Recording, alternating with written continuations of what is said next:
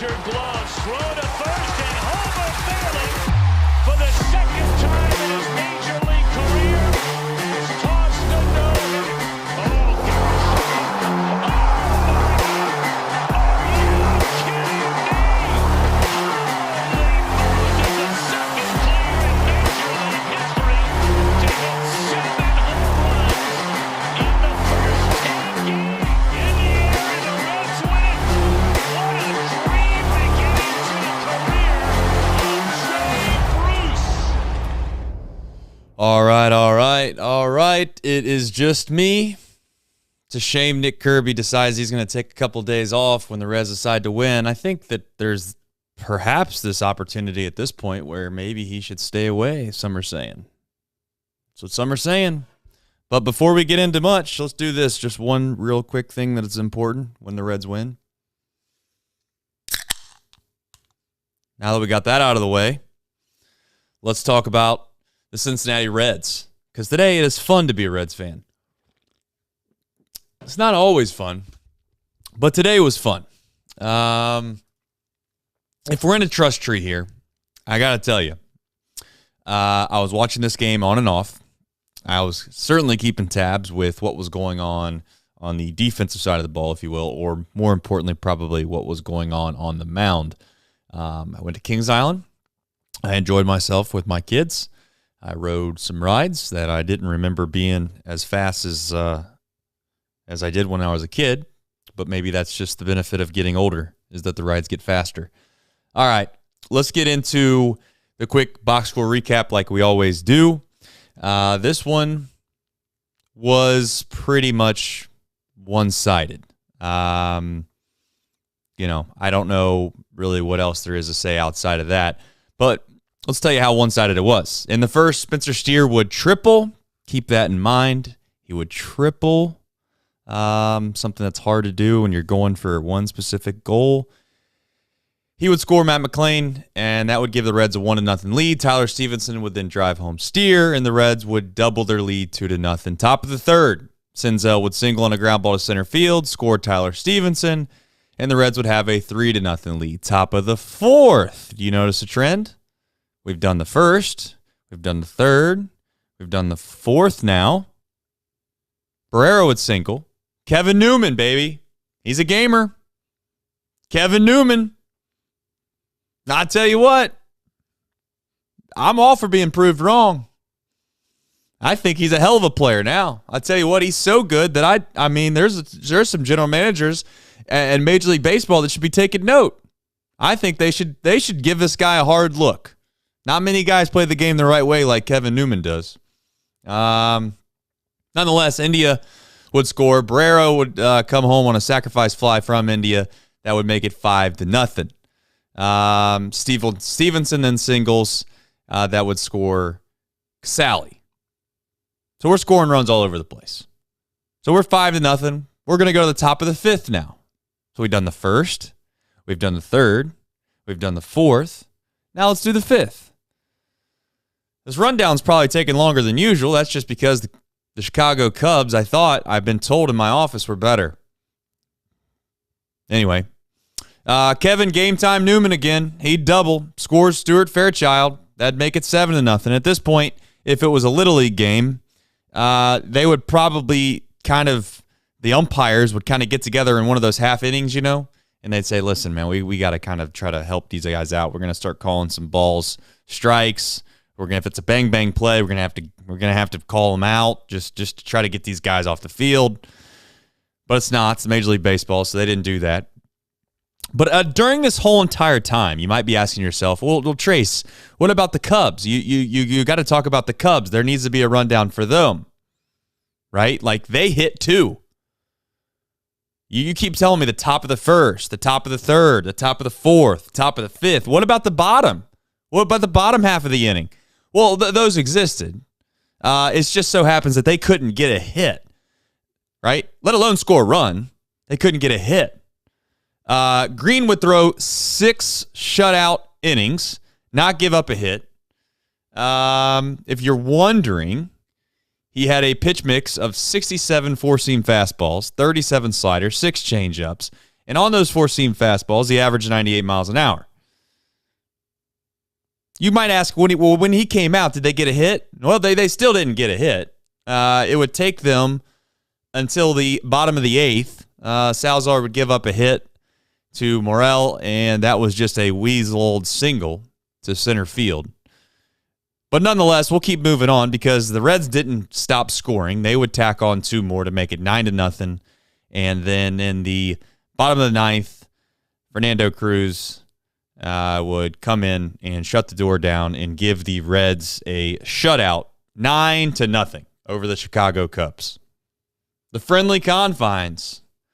And they were friendly. Got to be honest, chat. They were friendly. I invited Reed. I thought he'd be in the chat by now. I really did, but I don't see him. Couple of notes here. I like the chat. They got to help me out. You guys know that I'm not as well versed as Nick Kirby. More of a passion guy than a prepared guy, as they say. But Brian says a couple notes. Trace. The Reds are the third team in MLB with 11 wins versus left-handed starters. The Reds pitching have 3 shutouts. Casale caught all 3 of those shutouts. Casale actually has a catcher's ERA, which I don't know how much merit you want to put into that. Almost 2 points better than the other 2 guys. So maybe there is something to Kurt Casale. Or maybe it's just pure luck. I don't know. Not sure which that is. I seen some crazy stuff going in there. Let's get into it. Hunter Greene, I seen people still don't like him. I just don't understand this, man. I did put out a tweet, full transparency, a couple weeks ago when he was getting, I think, hit all over the yard, that his 100-mile-an-hour fastball sometimes seems to be like the most hittable 100-mile-an-hour fastball I've ever seen. Largely because I haven't seen that many guys throw consistently 100 miles an hour. So there's only a few that I can remember. Chapman being one. I know Randy Johnson didn't really throw 100, but at least my perception of him when he threw, he kind of was a guy that was just, I don't know, close enough to 100 miles an hour, and he was so damn talented that I don't remember guys getting hit as hard as Hunter Greene was getting hit. So I put out that tweet.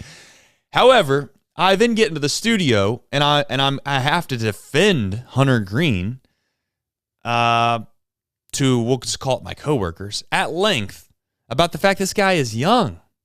He's incredibly young. You know, if you want some real hope, go look up what Randy Johnson, go look up what his major league career looked like when he first came into the big leagues. Kurt Schilling, another guy. Now, I know I'm cherry picking some guys. You can go and you could look up Justin Verlander right now and say, hey, well, what about Justin Verlander? He's pretty damn good. He never really, quote unquote, struggled, maybe like Hunter Greene has. I don't know how much of it is Hunter Greene struggling as it is just him trying to get his footing. I mean, that's part of the process. And I don't know how long we have to try to get on a guy about what he is and what he isn't. The pitch count is what everybody wants to talk about with Hunter Greene, right? I'm relatively aware of that. We can get into that. I'm trying to do like 5 things at once, chat, so bear with me as I do this. But let's talk about Hunter Greene, so that means I need to do this on the J-Bar. Okay, so a couple things really quickly before housekeeping notes. I'm going to get call-ins. For whatever reason, my phone does not want to connect to my Bluetooth on this machine, my mixer. And when I do that, and that will be done today, we're going to have call-ins. So I'm sorry if you came here to do call-ins. I'm just going to interact as much as I can with the chat. So my apologies. Mouse Cop is reminding everybody to like the stream. Thank you for that, Mouse Cop. But I don't think you can have it both ways with Hunter Greene, right? Like, this is one of those things where if you want him... If you don't want him to get hit all over the yard, and you want him to be able to be a dominant pitcher and or an overpowering pitcher, you have to live with the fact that his pitch count's probably going to be a little bit higher than the usual guy because he's going to strike out more guys. He's going to swing. The guys are going to swing and miss more. The real question is whether or not Hunter can get his durability to a standpoint where 100 pitches is not a big deal. 110 pitches, not a big deal. Hell, dare I say 115 pitches, not a big deal. That should get you to the 6th or 7th inning regardless. That's all a starting pitcher really should be asked to do. This is not 30 years ago when starting pitchers you just threw them back out there because that was their job, was to go out there and throw 7.5, 8 innings. Guys in the bullpen now are so damn good that is what the framework needs to be around pitching at the major league level. You get a guy go out there, they give you a quality start, he gets through 5, 6 innings, you hand it over to your bullpen, the bullpen does the rest. I'm with you.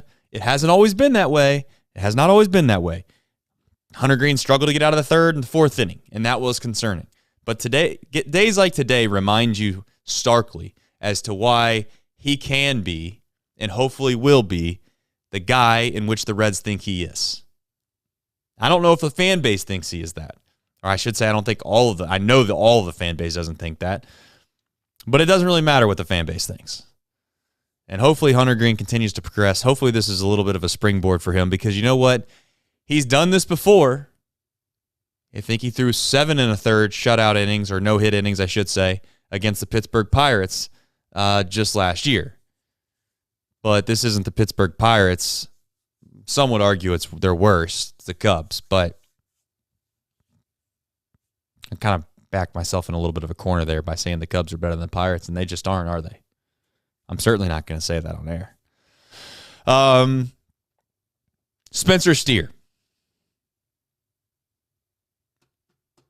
How excited should we get for this guy? I mean, we jokingly, I think at the beginning of the year, talked about putting in Rookie of the Year bets on this guy. Shout out to Betfred Sportsbook. And he just might do that. Is he like the most underappreciated prospect that we have by Reds fans? Now, maybe it's easier for me to say that now. But now that he's gone on this 8 or 9 game hitting streak, he's hitting like 429 right now through this hitting streak. Is there anyone else I'm missing right now that probably is more underappreciated than Spencer Steer? It's almost like we've forgotten this guy's a rookie. Imagine if you're a Twins fan thinking to yourself that you gave up Spencer Steer and CES, and this has nothing to do with Mally's health. It has nothing to do with it. This isn't like, oh, we got you because he got hurt. This is just one that's proved it at the big league level. The other one, I'm telling you, I'm waiting on it. He's going to prove his worth at the big league level. But Spencer Steer looks like a dude. You know what he reminds me of a little bit? He reminds me of, and he's of the same mold, and maybe this is where Nick Krall is trying to find more and more players like this, is just a gamer. A guy that puts quality at bats when he steps in the box.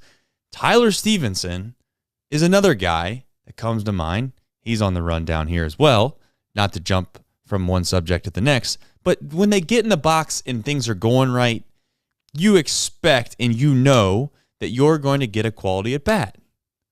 Might not get a hit every single time. That's impossible. Might not get on base every single time. That's impossible. But Spencer Steer is a guy that almost reminds me of someone that would be on a team that could win a World Series.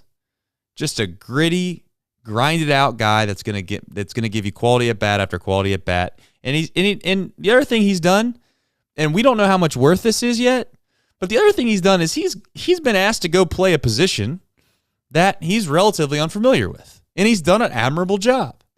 I still think he could be a great third baseman, and maybe he will be. But the fact that he's versatile, I'd argue in a really big pinch, he could play shortstop. Spencer Steer is the most underappreciated prospect we have. And I think we use that term loosely sometimes because we as Reds fans probably have gotten to the point now where we don't even look at him like he's a prospect. He's a rookie. Let's not forget. I'm going to glance at the chat every so often, trying to make sure that we keep up, seeing if there's anything that seeing if there's absolutely anything that I should keep up with or anything that happened during the game. I do have one ask to the chat. I need to know what Barrero's situation is. Like I said, I was just vaguely kind of bouncing back and forth. I seen he went down. I didn't get a chance to see him get back up. I kind of just went away from the phone. Is he okay? Is he not okay? I need to know that from the chat. I probably could have Googled that before I got on here, but I didn't. I just thought of that as I was running through my brain of this game. Finish the game. Thank you. Look fine. All right. I like that. Tyler Stevenson. This is where, like, doing a show every day, you feel like you overreact. I don't know, man. There's days where it's like, hey, he's back. He looks great. That's the Tyler Stevenson I remember. And then there was, like, yesterday where it's like, are we back to square one or not? 2 steps forward, 1 step back. You know, my favorite thing with that saying is this. Unless I'm an idiot, but I'm pretty sure of it. If you take 2 steps forward and you take 1 step back, and then you take 2 steps forward and then you take 1 step back, you're increasing your thing every single time, right? Like I've always kind of laughed at that notion, which I get the point of the saying. But that still means if you're doing that over and over again, you're still moving forward. Anyway. That's beside the point. Alex brings up a good point. I don't want to get into this too much tonight. I think Tyler Stevenson, for him to have great value for us, he's going to have to find a way to catch and be somewhat serviceable. I'm not saying he has to be like Yadier Molina. He doesn't have to catch every damn game or nothing like that, but he's got to be somewhat serviceable. And I'd like to think, or I'd hope that he can be that. I don't know if he's going to be a huge asset if he's just strictly a DH and just strictly maybe a first baseman. But I think at first base, then what are you losing? What are you losing defensively if you put Tyler Stevenson at first base? I'm not going to really get myself overly concerned about all these things because just like I said on the podcast yesterday, I think that there's positions available. I think it'll all sort itself out. I don't think it's going to sort itself out because of injury per se, like Nick brings up. I think it'll sort itself out because guys can produce or they won't produce at the plate. Simple as that. It's cutthroat business. If you can't hit, you can't play. And for some of these guys, they've proven that they're not going to be able to play. And my main concern is, I don't know if it's a main concern, but it's a concern, is can we find enough guys that are not going to be super streaky? Baseball is 162 games. Guys are going to go in slumps. They're going to get hot. I get that. But I'm talking super streaky. Jay Bruce streaky. I really hope we don't find ourselves in a position where we got a bunch of those players. I really hope not. Now, it could win you a World Series. I listen, that 2012 team, they could have won the whole damn thing. But it would have required them for all of them to get streaky perfectly at the right time. You go up 2-0, we all know the story. I'm not doing this. All right? On a game in which we won 9-0, I'm not going back to 2012, but my main point to this is like we've got to find a way to get some consistency out of these hitters. Nick Senzel, Stevenson. You know, McLean's not been up here long enough for me to give an opinion on him. I'm not sold on Barrero, quite frankly. Your Stuart Fairchilds of the world.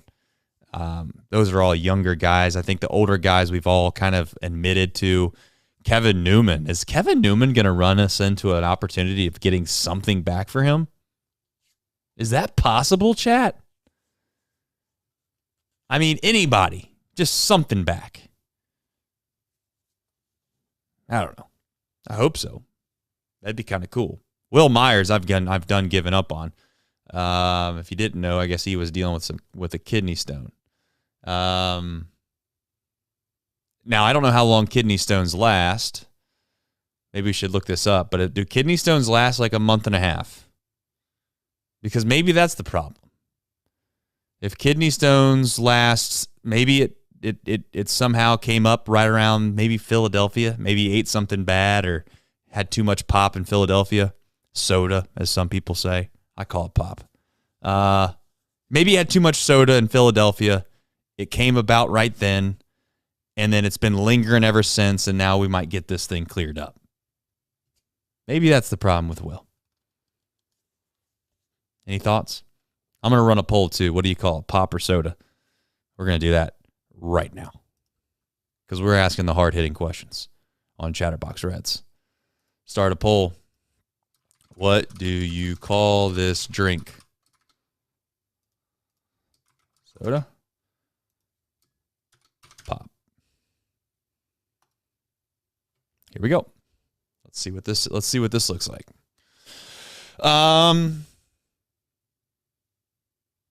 Matt McClain. I wanted to bring him up. He had 3 hard hit baseballs a day. 3 hits. Did he have 3 hits? I don't want to make a fool of myself. 3 hits. 3 hard hit baseballs. He's got 1,000 OPS. Now I know it's young. Seasons short for him. Small sample size. But this is going to be my segue into the next point. At some point in life, we've all been there. I don't care who you are. You've been, at some point in your life, you've been in this situation. Have you ever been doing something and you get to a point where you realize that you just got it? You understand it. You don't need any help anymore. Now, for some of you, it might be tying your shoes. For some of you, it might be, mechanical engineering. And for many of us, it's probably something between the two. But at some point, you just got it. You know that what you're doing is more than adequate for what you're asked to do. And at this point, at this very moment, I'm not screaming to the heavens. I'm not going to get mad about it. I'm not overreacting. I'm just simply saying that Elly De La Cruz has nothing to prove. I don't want to hear about some BS analytical what about his swing rate, his chase rate, his walk rate, his strikeout rate, his fielding percentages. I don't want to hear any of it. Okay? Take it somewhere else. As the kids would say, miss me with that. He's ready. It's obvious. You know why I think it's obvious? Is because the kids that were down there with him, one of them in particular, in Matt McClain, looks like he belongs. And Matt McClain was doing the same type of stuff, maybe not even as impressive as what Elly De La Cruz is doing. There's nothing left to learn. There's nothing left to learn. So it's just time. Let's not be cute about it, right? Let's not be cute about it. You know what this is? This is an end-of-game situation where there's 10 seconds on the clock in a basketball game. They inbound the ball. You're down by 2. You got to foul right away. You don't try to be cute and go for the steal, and then they make an outlet pass, and you don't even get a foul off, and the game runs out. Or if you're in a Super Bowl and you're at the 1-yard line, you don't get cute. You got a Hall of Fame running back behind you. You turn around, you hand the ball off to the Hall of Fame running back. They run the ball for 1 yard into the end zone, and you win the Super Bowl. Sometimes decisions aren't that hard. They're just not. You can say that they know more than us. You can say that certain people that are in positions of power when it comes to sports are very, very intellectual. They're very smart. But I'm telling you, and I'm not saying this is the case for this specific position, but I'm telling you, sometimes, not always, not even probably the majority of the time, but sometimes the fans and the common man actually knows what the right decision is. Right? We know that Marshawn Lynch should have gotten the ball at the 1 yard line to run the damn ball in to win the Super Bowl. We also know, if you know anything about baseball, that Elly De La Cruz is so much better than every other person that plays on the same field as him in AAA, it ought to be somewhat embarrassing to our organization to leave him down there for much longer. If he needs to learn something, he's going to learn it in Cincinnati. That's where he's going to learn it. Period. It's time. Just like it was time for Matt McLain, it's time for Elly De La Cruz. Simple as that. I'd like to hear an argument back as to why he's not ready. And I love to ask Nick Krall, if he's not ready, what makes you so confident that he's going to be able to figure out whatever it is that he needs to figure out in AAA and not figure it out for the Cincinnati Reds? Is there a better percent chance of Elly De La Cruz coming up to the big leagues and learning how to play the game of baseball the way that you'd like it to get played in Cincinnati or Louisville? The answer is simple.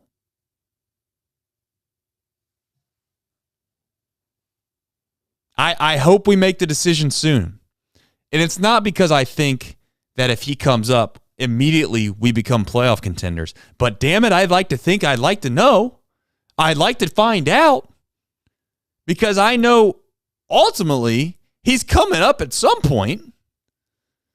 So are we just trying to buy time now? Are you convincing me that we're just trying to buy time to get an answer on Barrero, or we're buying time to try to figure out what we're going to do with a guy like Kevin Newman or Will Myers? Stuart Fairchild? That's what we're doing? If that's what we're doing, then that's disappointing, to say the least. Chat, topics of conversation, things that we want to get into. I don't know how simple it needs to be, but when Elly De La Cruz is hitting 115, 118, breaking StatCast records, throwing balls across the diamond 99 miles an hour, going from first to third when ground balls are going between third baseman's leg, I don't know what else you need to do. Not sure.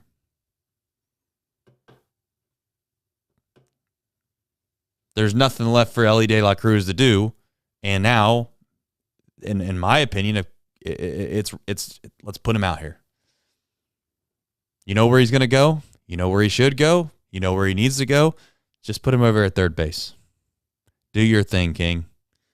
Do your thing, King. Third base. All right. You say, Trace, I hate that. Okay, then let's rip the Band-Aid off and let's do the damn thing. Put him at shortstop. Have old Matty. What do we call him? Big Game McLean. Matty McBang. Second base. Put Elly at third every once in a while. Put McLean back at short every once in a while. Put Indy at second base every once in a while. And then we'll just keep that rotation going until we figure out exactly what we want to do with India, exactly what we want to do with McLean, and exactly what we want to do with Elly. But I'm ready to go. I am ready to go. That's what happens when you get into a new topic and you don't realize that the J bar hasn't updated. That's because you haven't updated it. That's what happens, Trace. Okay, there we go. Elly time. That's right. It is Elly time. He's going to bring electricity to the city. He's going to make casuals actually care. That's what's kind of wild. He's going to make casuals pay attention to the Cincinnati Reds. In fact, Cincinnati Reds will actually get, I would say, national attention. There's going to be national attention on the Cincinnati Reds based off of Elly De La Cruz. I'm not saying that's 100% like the way it should be, but that's what's going to happen. And that's not what our goal should be as an organization, to say, let's see how much fandom or fanfare we can get. Let's just bring him up. That's not. I'm not saying we should bring him up because we want to sell more tickets. I could give a rat's tail about that. I'm not saying we should bring him up because the national media is going to pay attention more to the Cincinnati Reds. I could care less about that. He's aced the test. The Scantron came back and it's 97%. He's setting the curve. You know that one kid in class that would piss you off in high school, and maybe you were that kid, but I certainly the hell wasn't. You know that one kid in class that would piss you off because the teacher would give out a test, you thought it was hard, and they're like, we're going to give it a curve. And you always got that one guy that's just ruining it for everyone else. That's Elly De La Cruz. He's just that much better than everybody. And it's so sad because it's things that you, no matter how hard these guys try to do things that Elly's doing, they can't do it because they're just not God-given talent like he has. Pop, by the way, is the overwhelming favorite, as I thought it would be. 70% of the public in this chat is saying it is Pop, not soda. I go back and forth on it. Soda, pop, soda. I am what would it be? All inclusive. Is that the right word to say? Not sure. 72% now with Pop. Chris Sizemore says Elly will revive Cincinnati baseball like Joe revived Cincinnati football. I hope, Chris. I don't think baseball is as easy to revive as being a starting quarterback in the NFL. But we do need, and I say we as in the Cincinnati Reds. Let's get into that in a minute too. This Reds organization does kind of need a savior. If nothing else, a PR savior.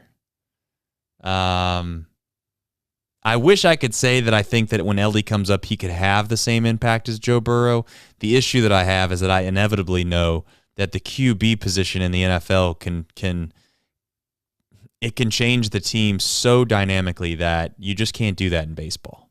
There's not really one position in baseball that you could say, no matter how great they are, they might not be able to change it. Hell, look at the Angels. I'm not trying to be pessimistic. I'm not trying to say that you shouldn't get excited. I'm not trying to say that the Reds can't be good. We should be excited for the Cincinnati Reds because we got a lot of these guys, right? You want to get me excited? Let's go through the list. Many people, as I said, they forget Spencer Steer's a rookie. They also forget there's a guy named Marty who's playing well and above the rest of his league. I think the league average last time I checked in his league was like 220 batting average. Now, I don't love using batting average as the only example, but I think he's up to like 280. He's hitting 50 points better than the rest of the league. Got a guy in Marty in Double-A doing that. You got Elly De La Cruz in Triple-A. You got CES. You got McLean that just came up. You got Steer. You got TJ Friedel. Tyler Stevenson's still a good player somewhere. I'll put it this way. I know Tyler Stevenson is a big league player. It's just a matter of putting it together, and it might be just a bad month and a half, and that happens. Ask Joey Votto, one of the best Reds of all time. Joey Votto would go on bad streaks too. It's possible. This game's tough. It'll beat you down. But that's why the Reds should be excited. So going back to this Joe Burrow comparison, we do need somebody to be that leader, and Elly could be that guy. And it's not just because Ellie's a good player, but I think it's because Ellie's a little bit of a flash guy too. Ellie's going to get some people excited. Ellie's going to make the casual fan think he's cool. And you might think that's dumb. You might say, oh, well, Elly, I wish he wouldn't be so fancy or so flashy or all that. Yeah, well, I got news for you. That's what's going to get people that really think baseball's somewhat boring interested. And I kind of like it. And you know what's funny about that? The people that say that about Elly, I would argue Joe Burrow's the same way. A little bit of a different style, but Joe Burrow is just as cocky as any of them. Because sometimes when you're feeling yourself a little bit and you are that guy, it's okay. What's wrong with that? What's wrong with letting everybody else know that you're that guy? Right? I don't have a problem with it. I like it, actually. I think it's a positive trait to have. Let's hope Elly is half of the difference maker to a franchise as Joe Burrow was. I do like the comparison. I just get concerned a little bit as the fact that, it's just really difficult to change a franchise with one guy in a major league clubhouse. The Angels would probably be the World Series champions by now with Ohtani if that was the case, but they're not. They're finding ways to lose to the you've seen the tweet before. where they've basically done something as the Angels have done something that hasn't been done in the history of baseball, and then they lose 7-5 to the Detroit Tigers. I don't know how they do it, but they do it. What else do we have in the chat? Acuna did something for the Braves. For the Braves, I do agree with that. What about this? This is something that I got to give Nick Kirby a lot of credit for. This is my last point, Ellie De La Cruz, and then I'll get into the chat for a moment, and then I'll kind of cut that area off for the stream itself, or for the podcast in the morning. But my question is this: what is the expectation for Ellie De La Cruz? And if the expectation is what we all think it is, and I want to give Nick credit for this, should we just take a chance like the Braves have done and try to sign Ellie to a 10-year deal now and just pay him? Just pay him. Because that's the only chance this Reds franchise has of keeping somebody that's worth their weight in gold. Or, it's got to be tempting.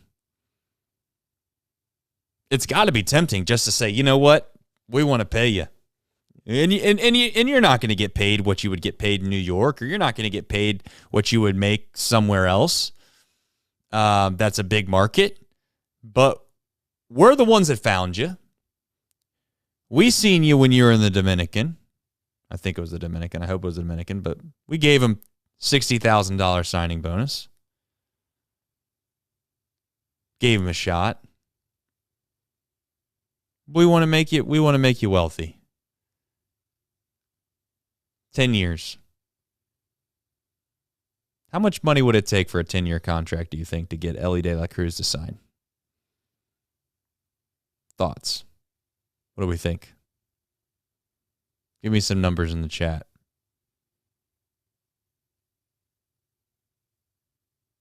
It's a tough one. I don't know. I see that people are saying Boris is his agent. That's not going to happen. I think it could happen. Because Boris would like to make his money too, sooner than later. I mean, yeah, you could hope. You can hold out hope, but I mean, do you want to take a chance if you're Ellie and or Boris or his whole entire team on turning down like $150 million, maybe Chris at $175 million? Do you want to take a chance on passing up $150 million when you haven't done anything in the major leagues? That's what the Reds, in my opinion, should do. I would just go for it, because I hate to say this, but if he doesn't become the guy you think he is, it's going to be hard to fathom this franchise being able to recover from that quickly anyway. So the way that the sport is going, coupled with the fact of what his market rate would be when he would actually become an unrestricted free agent, would be so expensive we'd never be able to keep him. And if we wanted to keep him, because this franchise has done some crazy stuff in the past of trying to keep, fan favorites, if it was even remotely possible, at that point we would just commit, basically suicide as a franchise, because we would spend way too much money on one position. No matter how great he ended up being, it still wouldn't make sense financially for this franchise to do it. It would make sense for this franchise to do it now. I think it would be more of like the 150, 175. I see people in here throwing 225s out there. Yeah, I mean, I don't know. I mean, you got guys like how much this is where I'm going to rely on you, Jet, to look it up, because I got too many windows open right now, but how much was Tatis paid?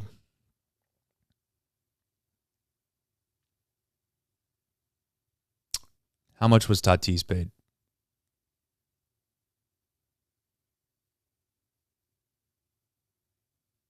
$175. So if Tatis was paid $175, is that it? I don't know. Or Alex, are you saying $175 is in what what we think we should pay him. Tatis was 300. Yeah, that's what I thought. There ain't no way Ellie De La Cruz is going to sign for 175 then, is he? Just not happening. It's going to have to be 200. Which, do we want to do that? I don't know. If he would do 150 to 175, we'd do it. Let's just do it tomorrow and be done with it. If he's asking for 14,340, I mean, what the how does that make sense? How in the hell? Riddle me this. How is a sport that's got the lowest ratings it's had in its history? Fan attendance is dying. You can't watch it on television because you basically got to be a damn savant or a code hacker and or have cable to be able to watch it. How in the world are all these things spiraling down the toilet as a game perspective? But we got guys out here getting 14-year, $340 million guaranteed contracts. Either the game of baseball is doing pretty damn well, not nearly as bad as what everybody's saying it is, or there's a huge bubble that's going to pop at some point where these players aren't going to get paid nowhere near what they used to get paid.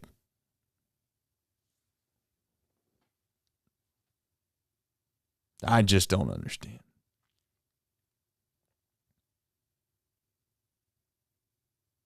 Yeah, Russ brings up another great point. There isn't anything on the books. In fact, I would not to get everyone excited or to even do the whole sell the team Bob thing, but if you were going to sell a team, next year is kind of the time frame to sell it because the books are absolutely as clean as a whistle. There's nothing on them. Absolutely nothing on them. And I'm not suggesting that they should do it. I'm not suggesting that's the way it should be. I'm not even getting into that because I don't believe in all that, honestly. I think that's just a bunch of waste of time. You're just wasting your own life worrying about what some big old rich white guy is going to do.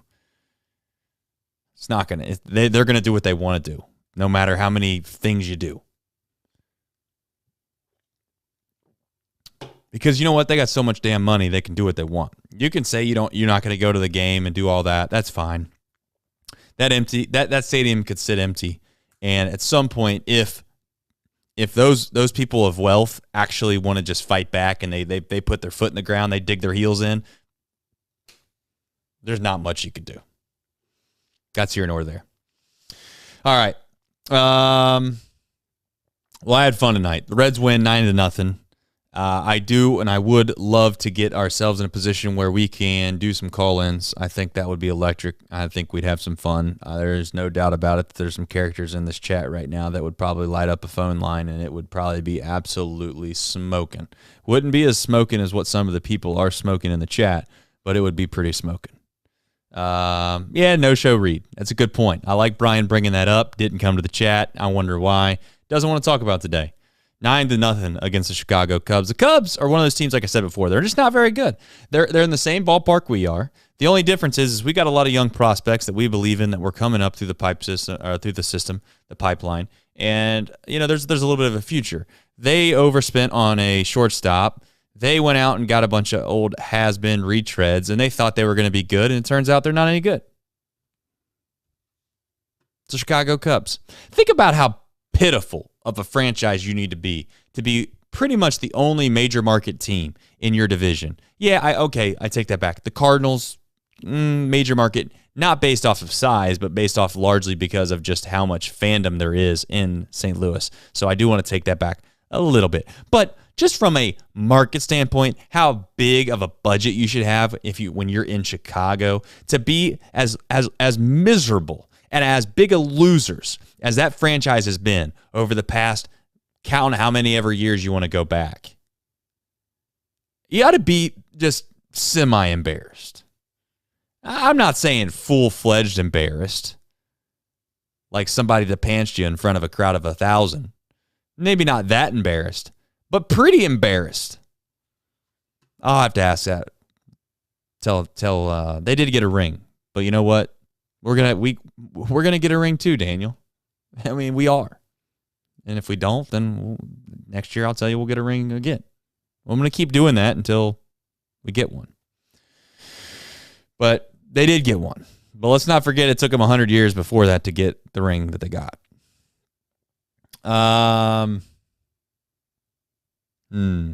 Any other things to talk about in the chat? Any other last-minute things we want to get into? I appreciate everybody jumping in here and having some fun with me. Nick will be back tomorrow, which will help me out tremendously, largely because, sometimes it's fun to bounce ideas off other guys, hear what they say, and then make fun of what they say. Trying to see if there's anything left on this chat that would absolutely be worth talking about. Vossler again, number one man in the chat. Shout out to Vossler and his family. I hope they're doing well.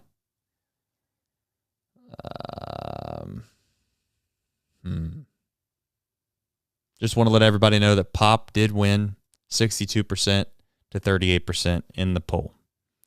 As far as tomorrow, what are we going to do? I told you that Nick Kirby was going to be back. The other thing I want to tell you about is the Cincinnati Reds. The thing about the Cincinnati Reds is they're 22-29 in the Central Division. The Cubs are also 22-28 in the Central Division. If you understand how standings work and how math works, that largely means that tomorrow is a game or a day in which if the Cincinnati Reds win, then they overtake the Cubs in the standings. And if that happens, that makes my life a hell of a lot better at the office. Tomorrow, first pitch is at 7:15. Cincinnati Reds play the Chicago Cubs. As you know, Brandon Williamson's on the mound with his .360 ERA. He's been solid. And we go against Talion, who's 0-3 with an 8 ERA. I think I like it. Go Reds. I'll see you tomorrow.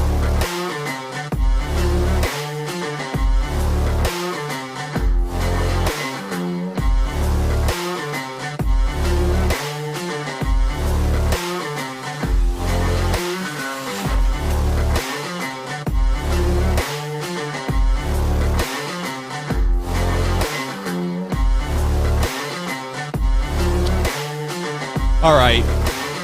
I don't know why I've been doing this.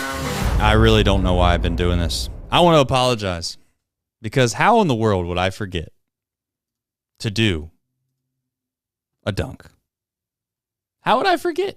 If you, first of all, if you're still in here, you know, there's 32 people still in here. There's 32 people still in this, still in here. Why? The show was supposed to be over. You didn't leave. But I don't ever let you down. I don't ever let you down. I somehow, I look at the chat, I see dunk, dunk, dunk, dunk, dunk from Mouse Cop, and I'm like, damn. Such a badass whooping today that I almost forgot that we won. I just chalked it up like it's normal. We need to celebrate these things. So let's celebrate them. I got to figure out what the hell I'm going to do. I'll probably wake my family up. I'll get in trouble again. But who cares? Here we go. Better than nothing. So, you know what I'm going to do? I'm going to restart the outro. We're going to do this again. We're going to do it live. Here we go.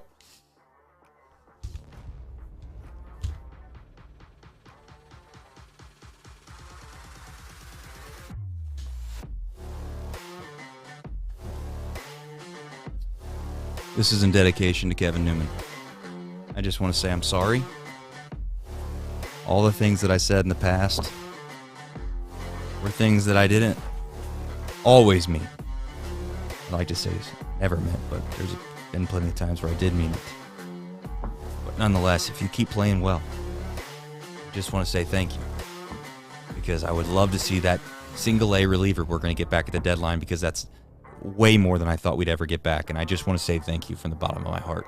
And for that, this dunk is for you, Kevin, and your family. Much love.